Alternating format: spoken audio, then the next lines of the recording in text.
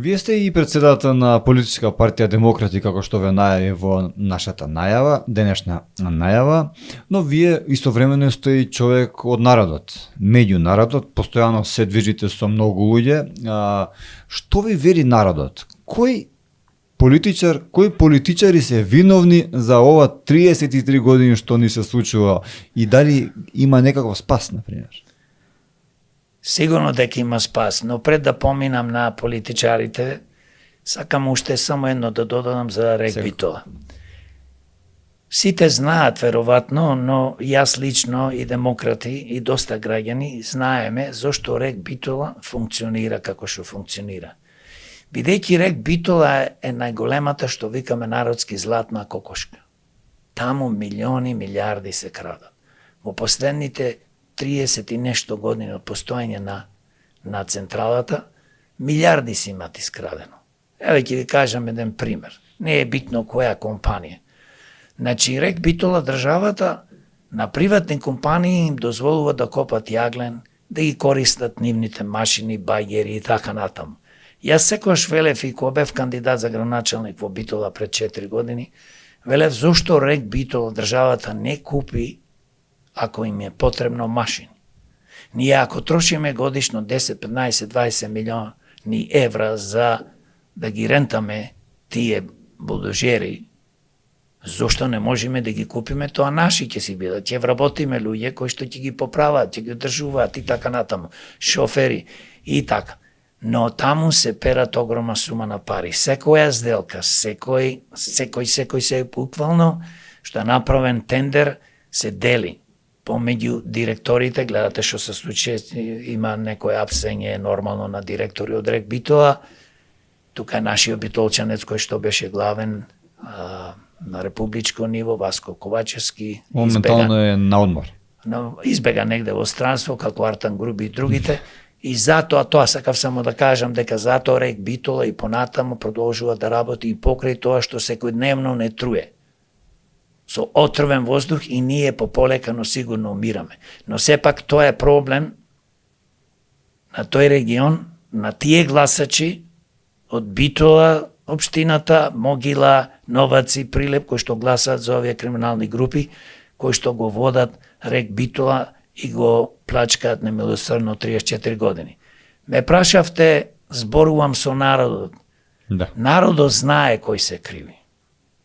Народот секојаш вика дека ајдете, вие демократи сте честни луѓе, да, излезете, направите, борете се, имате одлични предлози, ни ги читаат нашите предлози, ние секојдневно сме застапени по социјалните мрежи, се разбира сме блокирани по медиумите, бидејќи медиумите љубат, сакаат да ги форсираат овие криминални партии, што биле, што се на власт, тие секоја се на власт преку централна и локална власт, и да обстанат бидејќи од нив добиваат доста пари. Ние ве викаме тука. Да, вие затоа се викате Демократски импулс, бидејќи вие имате разни гости. И секој овде може да гостува, да зборува, да си каже својата приказна, и темите не се секојаш политика, темите се општо народни во интерес на граѓаните. Така. И благодарам за секојаш кога имате прилика ме каните. Така.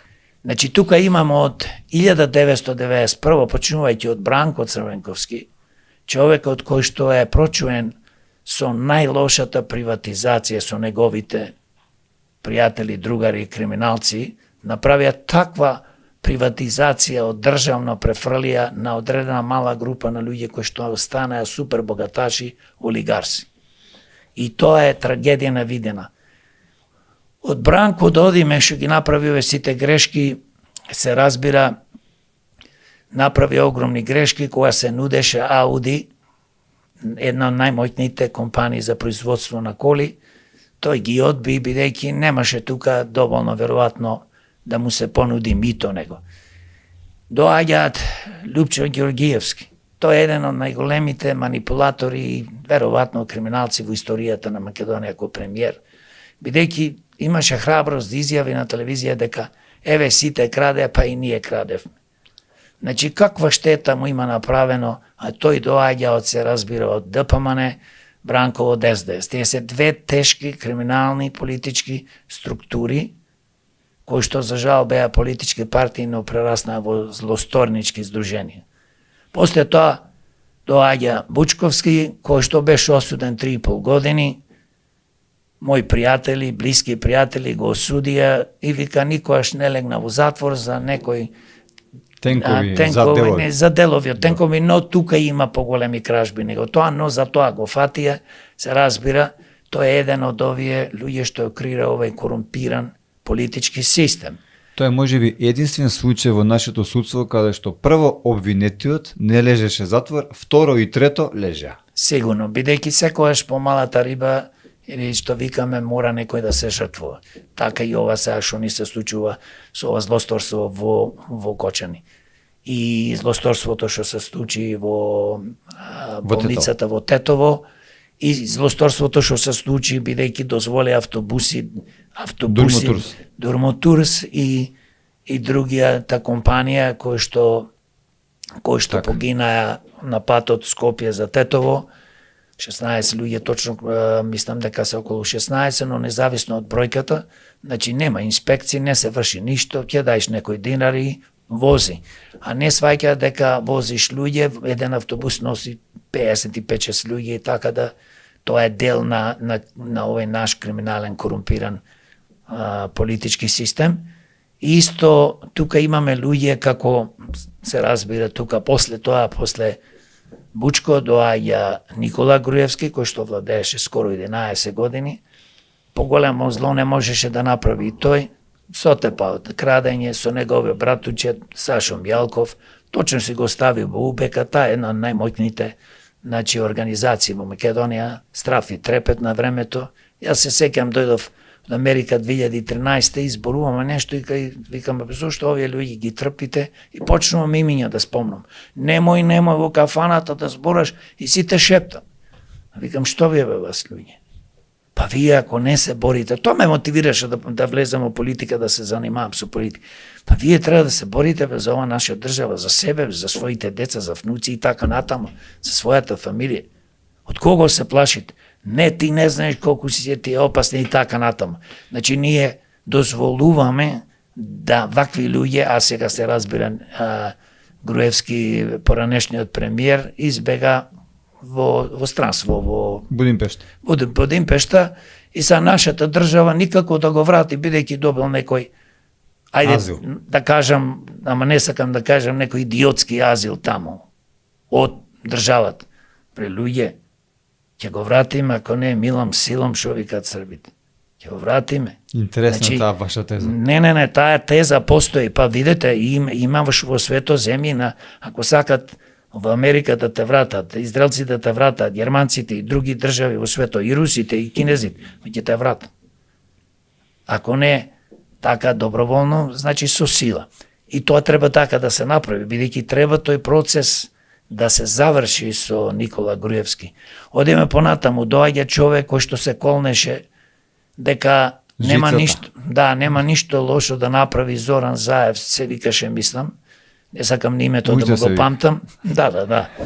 Не сакам името, невиден преварант, криминалец, се обогате и се фалеше дека многу богати, така викаат некои поддржувачи, уште што се негови од СДС и полтрони нивни гласачи, дека тој се обогатил од чушки и што продавал им френки и љубеници во Београд. Можно ли е уште некој како Зоран Заев да ни се случи во нашата држава, во тој контекст? Сигурно дека можно е и ако не дојдат квалитетни луѓе како што се луѓе од демократи и квалитетни граѓани, честни професионалци со големо работно животно искуство, ние не само што ќе дојдат тие, туку нашата држава ќе заврши многу лошо. Ние сме во Македонија во голема опасност од овие наши политичари, не од странски сили.